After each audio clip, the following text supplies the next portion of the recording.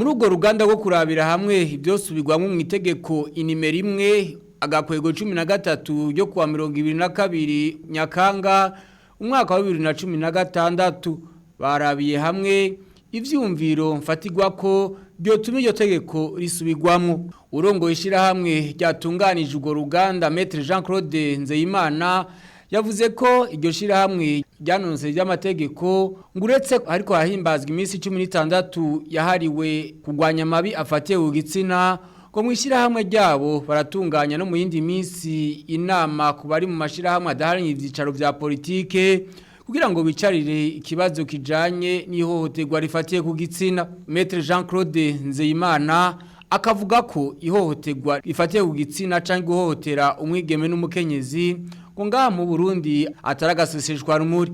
Mwijambo yashikirije abitavye urwo ruganda akaba yabasavye ko umwe wese yova hasi akagira intererano yiwe kugira ngo bituzwe. Waserukiye umushikiranganje mu vyajejwe harimo agateka kazi na muntu no kuvuga umwunganizi w'umushikiranganje yashimiye iryo shira hamwe kubona rikorera muri ico gisata ngo biri mu ntumbero y'ubwo bushikiranganje. Abahinga batanze ivyigwa muri urwo ruganda berekanye amabi akunda gushika mu kibano aho ni hohoterwa rifatiye ku gitsina, ihohoterwa rifatiye ku butunzi, aho batanze akarorero nko ku miryango usanga batumvikana ku matungo y'umuryango.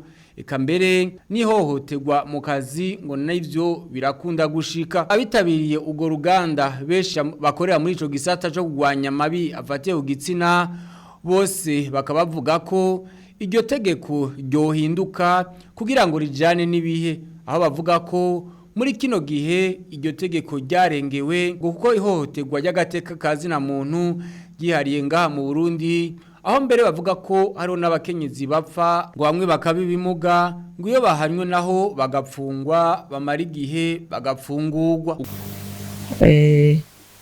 Nk'uburongoye ihuriro ry'abakenyezi mu Burundi kuva aho tugiriye pour votre information kuva aho tuhagiriye kuva mu kwezi kwa gatatu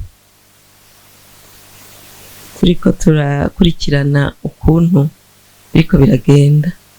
Tumaze gusanga gushika ejo bari bageze abakenyezi bicwa bari bageze ku gitigiri ca 23 kuva mu kwezi kwa gatatu. Murumva ko biriko birafata umurindi udasanzwe. Hari ukwica no kwica. Umuntu apfuye yapfuye nagaruka. Mugabo hari ukuntu bicwa.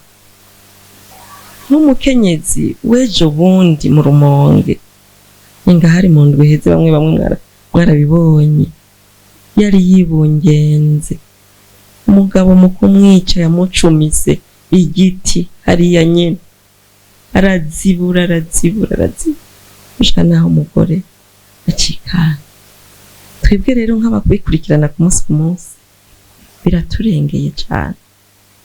Ndabashimiye nyakubahwa Procureur General ivyo muri ko muravuga haragera igihe hagafatwa ingingo zidasanzwe kugira ingendo mbi iba yadutse ihagarare.